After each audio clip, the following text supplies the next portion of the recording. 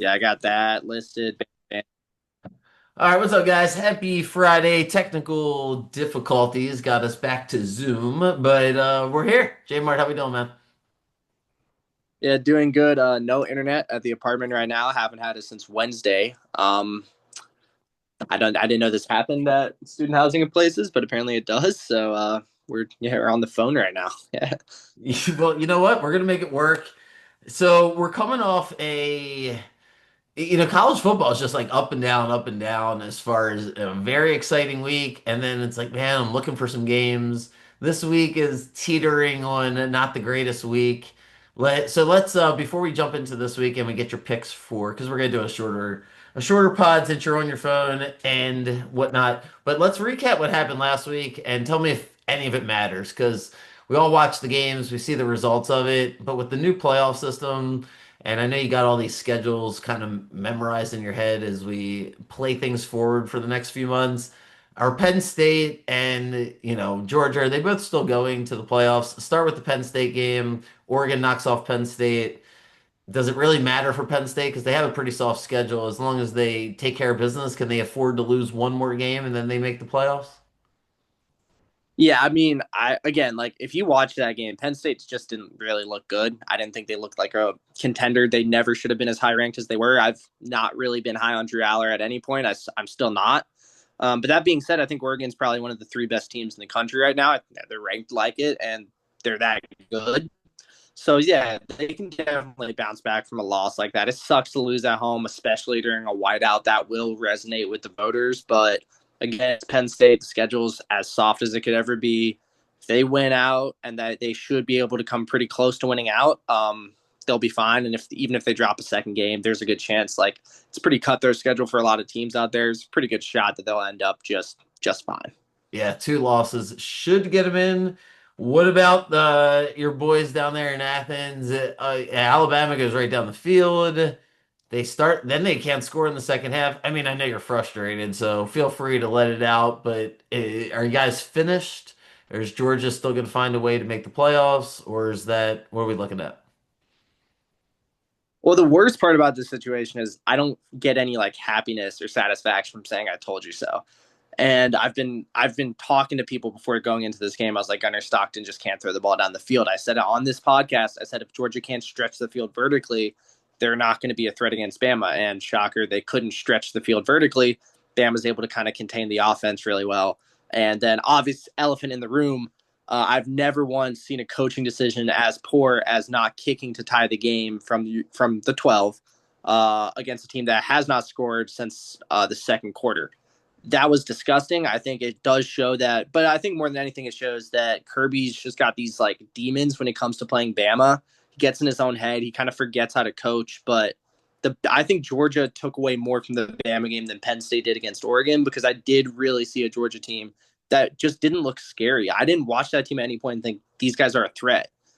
Some good runs that got them in great field position, and then Gunner was relatively efficient in the red zone, but they're going to need to find something on offense that isn't there. And I don't really think they can find it with Gunner. The plus side for Georgia in this game is the defense looked better than they did against Tennessee. Definitely still not a good defensive unit, but Georgia's got a tough schedule with Ole Miss and Texas. Thankfully, both games at home. They can't. I really feel like Georgia's not in a position to drop another game, especially just with how like flat the offense is. Alabama, I like that quarterback a lot. Simpson, really like him. A lot of composure. Good win for Alabama. Tough there for Georgia. And then what else? The last game was the Ole Miss LSU game. That was in the middle of the afternoon. The big win for Ole Miss. You were right about that game. Any ramifications though? Like LSU's fine. They can still make the playoffs, right? Yeah, they definitely can, but now it does call into question like how good is LSU?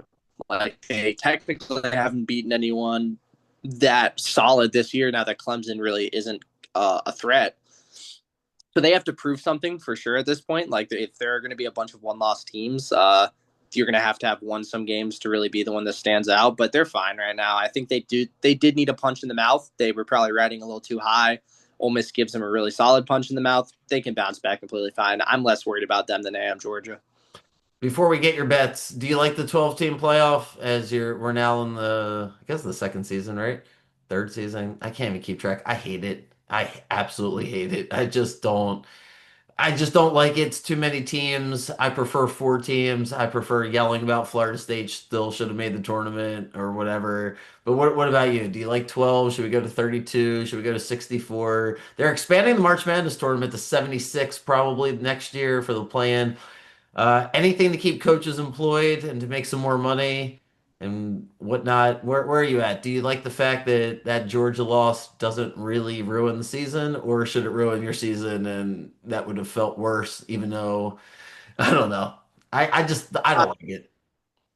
yeah, no, I do like an expanded playoff. I do feel like football is a sport where every game a different thing can happen. And granted, the first year of it, you kind of did just watch one team just stampede through. But at the same time, Notre Dame was Notre Dame kind of came out of nowhere. Like they weren't one of the top four teams. They I don't believe would have made it if it was a 14 playoff, and then they go all the way to the national championship game. I think that expanded playoff will eventually be more entertaining, but I do think for a sport that has consistently had the best team in the country win the national championship, it's not going to happen as much now, which is going to be fun and it's going to make it a little more like college basketball. But for people that like seeing the best team every year getting rewarded, it's probably not going to happen every single year like it did when it was four teams, when it was two teams, even when it was just one. Yeah, I feel like if it started with a playoff, it wouldn't be a big deal, but whatever. It is what it is. Let's make some money. Let's try to be on the right side of these games. There's not a marquee game besides the Florida State Miami, so I don't want to jump the gun on you in case that's one of them. It is No. not. All right, let's do that game first, then, and then we'll get your five bets. Where handicap that game for me because Carson Beck, the game's in Florida State. Can't wait for that game. So that's the night game. Miami's favored by 4.5 on the road. Florida State's 3-1. Miami's 4-0. Talk to me. What do we think? You're staying away from it, but how do you see it playing out? Yeah, so I am super high on Miami this year. I have been since week one. I've really liked that team. I think Carson Beck's an incredible quarterback. I think they have really good weapons, and I think the defense is incredibly underrated. That being said, Florida State's coming off a pretty devastating loss, in all honesty, against Virginia, losing in overtime, losing the way they did is just awful. You don't want to be on the field when the field gets stormed, and they were. That's a just rough What feeling. kind of So scene there are is going to be a that, lot. by the way? That what a scene! Holy moly! And like you got to be so happy for Virginia. Like I didn't see it coming. Obviously, just got to clap it up for them. They've been a program that's been going nowhere for so long. To see them finally going somewhere, it is really exciting to see. It made me really happy to see that. But yeah, from a handicap standpoint, like Florida State's run offense is incredible and it should be better at home. That is something I expect to see. And I've seen Carson Beck be put up some really poor performances on the road. I look back to Alabama last year where he threw, I believe, four interceptions, in the Ole Miss game last year where he threw, I think, one or two. And Georgia lost both of those games. There were two losses last year. So I don't think Carson Beck is that good on the road, which makes this matchup terrifying. But I do still think at the end of the day, Miami is a better team. I do like Miami to win the game. I do probably like Florida State to cover it, though. This game should be very close. Florida State just played Virginia close. And the scary part for me is, again, Florida State could blow them out. Florida State could come in way hotter with a lot more to prove, and they do have something to prove now. So there's a lot of variance on this game. That's why I'm staying away. Yeah. Just a really tough one to pick, and you obviously never want to have to go with the favorite team on the road against a really good home team. That game screams 12 penalties for each team, four personal fouls, a couple ejections. Yeah, Yeah. All right. What are your five? What are your bets here? And then I'll let you go navigate your world without the internet. Something tells me you'll survive down there in Athens on a Friday night without the internet. I think I'll be okay too. No, I'll start with I'll work my way up in terms of the intensity of these games. I'll start with Illinois minus 9.5 on the road against Purdue. I stayed away from Illinois last week. I wanted to see how they bounced back from the really tough loss against Indiana, and they crushed it against a really good USC team. Not only did they win, but they covered. It was at home. They probably never should have been the underdogs in that game, but they were. They win. They look incredible doing it. And Purdue's not good, and a 9.5 point line isn't high enough for me. I know Purdue's been a little better defensively this year. They're a bad team. Illinois got a very similar line against a Duke team that's also not very good. Illinois crushed that line. I think you're going to see Illinois go back to back to business and just handle it against Purdue. Screams trap game. Noon start off the big win at Purdue, a crappy team. Illinois either wins 41 to 10 or they lose 20 to 17. I hope you're right. And I'll die with my Illini any day of the week. But yeah, going on to the next game, another game, massive line. You have Notre Dame minus 20.5 against Boise State. This one's at home for Notre Dame. They seem to have figured it all out. I feel a lot better about this Notre Dame team this week than I did 2 weeks ago. They look Wow. incredible.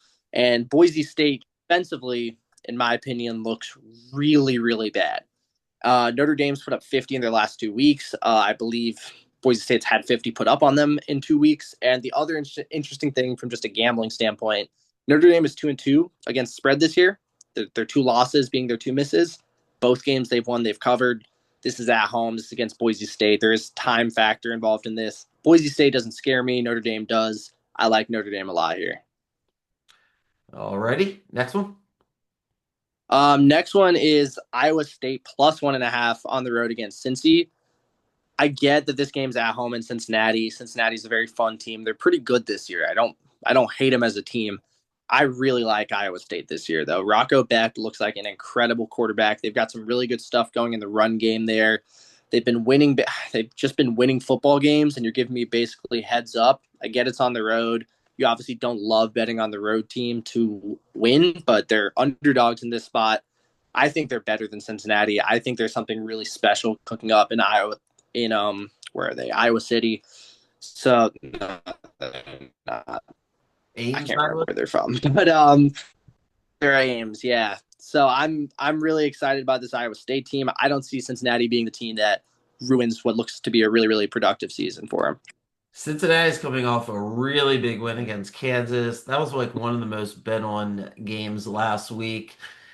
Was everybody loved Kansas because they had just won a huge game. It was the noon start. Cincinnati wins on the road. Now they come home. It'll be a great environment. But you like Iowa State, so there you go. If that game was in Iowa State, they'd probably be a 7 point favorite. So I I just don't. I think they win the game still. I think heads up line in a spot like this. I look a lot more to like it's different. Like you're basically giving Iowa State the same value LSU had when LSU went on the road against Ole Miss, and I don't see the team situations being as close between Iowa State and Cincinnati. alrighty, next one. Next one, I took the bait. I didn't. I just couldn't get them out of my head. I have Texas minus 5.5 on the road against Florida. I know everyone's got the questions about Arch Manning, and I hear them, but every single game this season, he has gotten better. I get the teams he's been playing against have also conveniently gotten worse. That does help. But he looks a lot more poised in the pocket. He looks like a much better passer. Ryan Wingo looks really, really good in that receiver role. And they've been running the ball relatively effectively, too. And the main important thing here is I hate the matchup of DJ Lagway against that really, really, really strong Texas secondary. He's been fine this year, and I don't want to harp on him too much, but he's not a good enough passer to really dice up Texas. Mhm. And again, this is 5.5. This is less than a touchdown. I think Texas is just so much better defensively that even if Arch Manning looks a little weak, he should be able to do enough. I don't see Florida surprising Texas here. I would love to be wrong. It'd be cool to see Texas lose, but I just really feel pretty solid about Texas covering. What a game. That's the 3:30 game. One of the best environments. Have you been down to Florida before? I've been to Gainesville. No, Georgia always plays them in Jacksonville, so I haven't been there for that long. They are. It's always a tough place to play. But Florida sucks this year. It's 5.5 because it's a tough place to play. And Arch didn't look good when they went to Ohio State. We shall see. So you got Ohio State, or excuse me, Texas minus 5.5, Iowa State minus a 1.5, Notre Dame minus 20.5, Illinois minus 9.5. You're saving the best for last. Yeah, and again, I hate how many road teams I took here. Like I said, it's a good week to lose money, in my opinion, more than it's a good week to win some, just because of the way these matchups are shaken out. But I simply couldn't see Vanderbilt plus 11.5 against Bama and not take it, even with the game being in Tuscaloosa. Um, Bama's a good team. I think they've bounced back really well from that tough loss against Florida State. They looked horrible in that game, and they've bounced back well.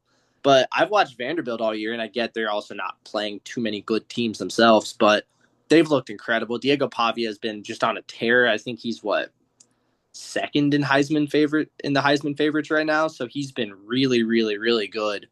Um, and I get this environment's going to be nuts. They're going to be super loud, but I feel like you come off of such a big win against Georgia on the road. There is typically a honeymoon period coming off of a game like that. I've seen it happen with college teams a lot. That was the Super Bowl for the beginning of the season. They didn't think this Vandy game was going to mean as much. I think it means more to Vandy than Bama. I get Vandy beat Bama last year, but this is a very similar situation to Vandy beating Bama last year. It's a very, very plausible situation where Bama comes out a little sleepy, and Vanderbilt's a lot better than a lot of people want to admit. It feels like a trap game for Bama, even though it's at home. I like Vandy to at least keep it close, though. Yeah, Bama's got to go on the road to face Missouri the following week. So, as much as derided the playoffs a few minutes ago, I guess in a month or so, some of these games will feel like a must-win situation because not everybody can make it. It wouldn't hurt to win this game because if not, it feels like they are almost I don't want to say must win for every game. I guess you can lose three in the SEC. I don't know. That's why I don't get excited about college football right this second. But thank you for your time. I know you got to roll here in a moment. So, all right, let me just recap it one more time. Illinois minus 9.5, Notre Dame 20.5, Iowa State minus 1.5, Texas minus 5.5, and then Plus one. which one has Iowa State plus one. Iowa State plus 1.5, Texas minus 5.5, Vandy plus 11.5. Yep. Yep. All righty. Well, cool. Good luck. Have a good weekend. And yeah, sorry for the, we'll be back next week, technically more efficient, whatever you want to call it. Yeah, definitely. Yeah. No, I need internet back as soon as possible. I'm dying over here. All right. See you guys. I'll see you guys Sunday morning. All right, TJ, Mike. See you. Do, do, do.